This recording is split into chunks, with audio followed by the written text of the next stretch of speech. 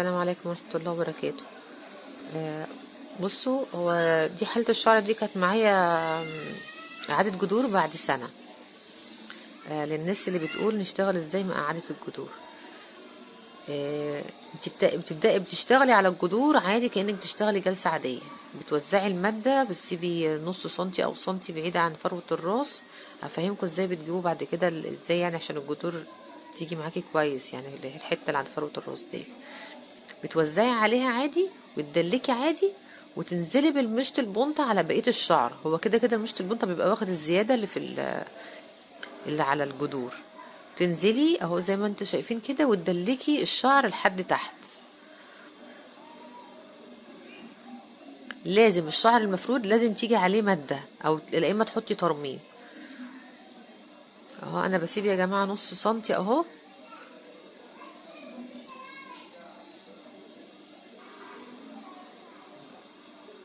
بتيجي تدلكي مره واتنين والتالتة، بعد كده بتروحي جايبه المشط على الحته اللي فيها الايه اللي انت ما حطيتيش فيها دي انت كده انت خدتيها او خطفتيها خلاص بالماده، وتنزلي بالماده الزياده اللي معاكي على بقيه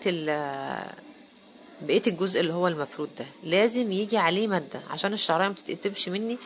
مش هينفع امشي بالمكوى على اللي فوق، لازم المكوى هتيجي على اللي تحت. ده اللي تحت ده بيبقى ضعيف ومش محتاج فرد قوي. خلاص انا خلصت توزيع المادة على الشعر كله. بدلك بقى شوية، يعني 10 دقايق كده بدلك المادة على الشعر شوية. اخده على ورا، بعد كده اقسمه من الجناب. اجيب البيبي هير اللي من قدام، اجيب الحتة اللي هي ورا الودان، الحتة اللي عند الرقبة من تحت. مهم قوي حكاية ان انت تدلكي المادة. انا مش بوزع المادة وبس، انا بدلك المادة على الشعر. طبعا انتوا شايفين هو كده كده بقى، وانا بدلك الجزء اللي مفروض هو يعتبر اتشبع بالمادة يعني، بس انا ما حطيتش فيه مادة زيادة ولا حاجة.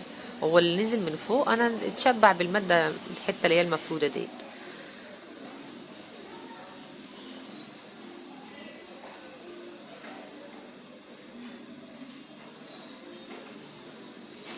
الكبس بقى، بصوا هي المكوة هنا بتدخن قوي معايا، لان انا كنت عامله جلسه ترميم لحد قبلها. انا ما بحبش جلسه الترميم اصلا اللي هي بالمكوة ابدا، انا الصراحه بتبوظ لي مكوتي يعني.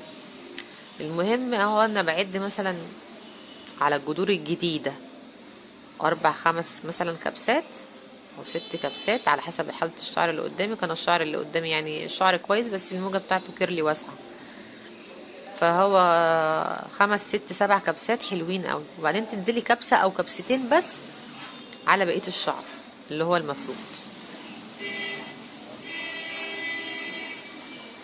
انا هنا طبعا استخدمت لها ديت بوتوكس، يعني مش محتاج مادة حامية قوي. بوتوكس حلو هيفرد معايا 100%.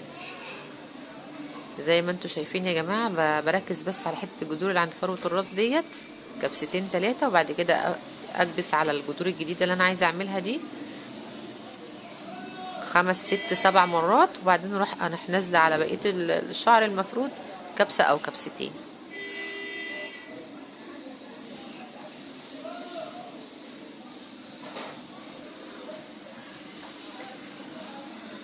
طب انا كبست بقيه الشعر يعني كبسه او كبستين كده، والشعر ما شاء الله هو ما كانش محتاج يعني، بس ايه باكد برضو ايه لو في اي تقصيفه مقابلاني ولا حاجه.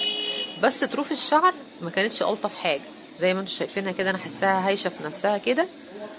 بلمها على بعضها بالمشط، وبروح ايه مأكده عليها بقى كبس في الاخر خالص بعد ما انا خلصت خلاص. انا كده بفنش شغلي، يعني بدور في الشعر لو في اي حاجه مش عجباني بظبط شغلي في الاخر.